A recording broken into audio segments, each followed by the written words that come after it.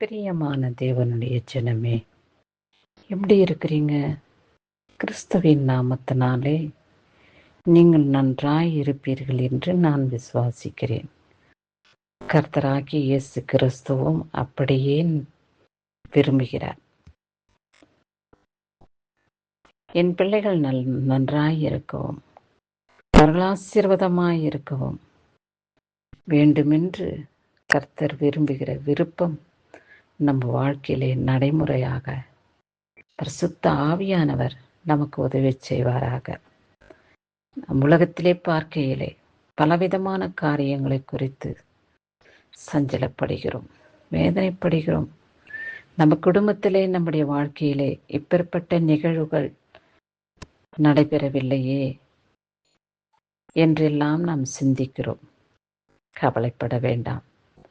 உங்கள் மன விருப்பத்தின்படியும் உங்களுடைய யோசனையின் சிந்தனைகளின்படியும் கர்த்தர் உங்களுக்கு நிறைவேற்றி உங்களை சந்தோஷப்படுத்தி உங்களை பாதுகாத்து அவர் ரட்சித்துக் கொள்வார். நிச்சயமாக உங்கள் விருப்பங்கள் எல்லாவற்றையும் அவருக்கு நீங்கள் வெளிப்படுத்தும் பொழுது கொஞ்சம் தாமதமாகும். ஏனென்றால் அந்த நாட்கள் நிறைவேற சில விதமான இடையூறு தடைகள் எல்லாவற்றையும் கர்த்தர் ஒழுங்குபடுத்திட்டு தான் நம்முடைய வாழ்க்கையிலே ஆசீர்வாதத்தை அவர் கொடுத்து நம்மளை சந்தோஷப்படுத்துவார். சிக்கல்கள், பலவிதமான சாத்தானுடைய இடையூறுகள், தடைகள், கர்த்தர் எல்லாவற்றையும் தகர்த்தெறிந்து போட்டு நீங்கள் ஆசீர்வாதமாய் இருக்க கர்த்தர் விரும்புகிறபடி உங்களை முறையிலே வழிநடத்த அவருடைய மகிமை நிறைவேற உங்கள் இருதயத்திலே ஸ்தோத்திரியுங்கள். ஆண்டவரே, எனக்கு ஏற்படுகிறதான எல்லா விதமான உபத்திரவங்களையும் வேதனை சோதனைகளையும் நீக்கிவிடவே நீர் எனக்கு ஏற்ற நேரத்தை குறித்து அந்த நாளிலே இந்த காரியங்கள் நான் செய்கிறதான விண்ணப்பத்திற்கு பதில் நிறைவேறும் என்று நான் விசுவாசிக்கிறேன்.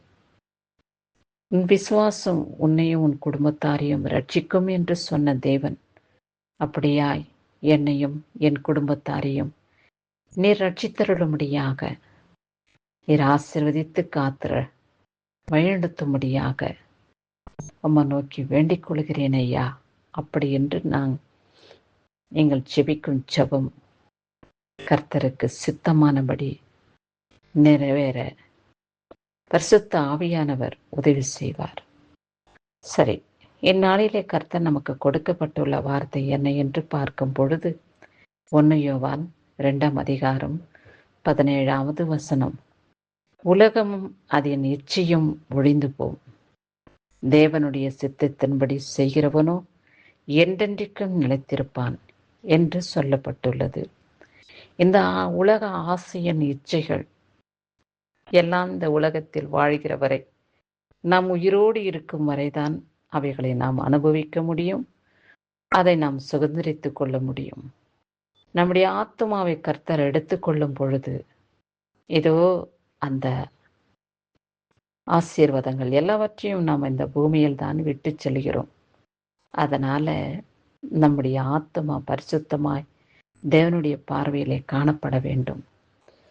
அவருடைய விருப்பத்தின்படி, அவருடைய சித்தத்தின்படி நாம் வாழ நமக்கு ஏற்ற தூதனை நம்மிடத்திலே கர்த்தர் அனுப்பி நம்மளை நல்வழியிலே சத்தியத்தின் பாதையிலே நேர்த்தியாய் நடத்தி வருகிற பரிசுத்த ஆவியாகிய இயேசு கிறிஸ்துவை நாம் ஸ்தோத்திரிக்கும் பொழுது இந்த உலக ஆசையின் இச்சைகள் எல்லாவற்றையும் வெறுக்கக்கூடிய ஒரு இருதயம் நமக்கு வந்துவிடும்.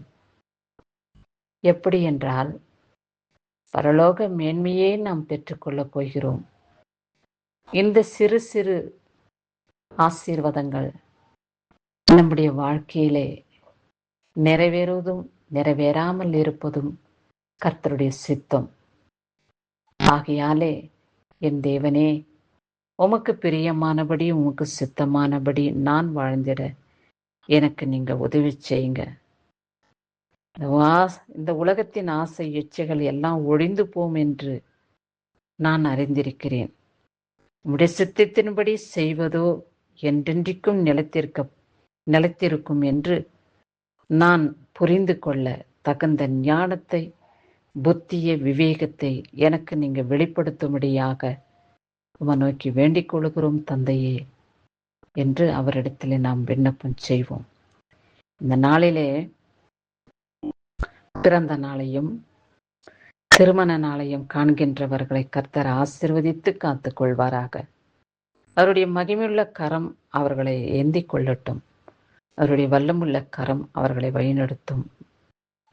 இயேசு கிறிஸ்துவின் இரக்கமுள்ள நாமத்தினாலே நாம் கர்த்தருடைய சித்தத்தின்படி வாழ்ந்திட, பரிசுத்த பாதையிலே கடந்து வர, நீதியின் சத்தியத்தை கடைபிடித்து அதன்படி நடந்து கொள்ள